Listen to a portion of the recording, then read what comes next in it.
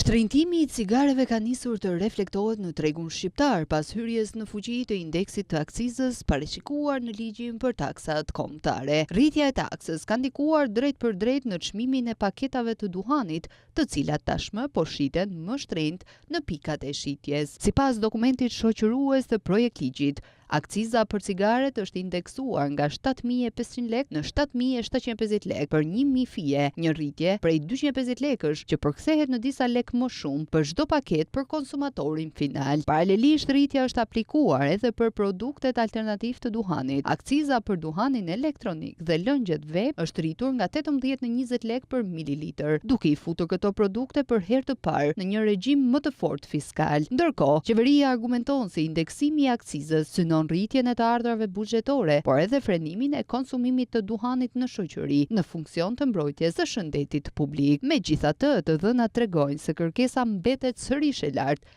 Importet e duhanit kanë arritur mbi 3.150 ton, niveli më I lartë I regjistruar deri më tani. Autoritetet parashikojnë që nga kjo mas, buxheti I shtetit do të arkëtojë rreth 1 miliard lekë shtesë gjatë këtij viti, ndërsa çmimet e cigareve pritet të vijojnë rritjen graduale edhe në vitet në vijim.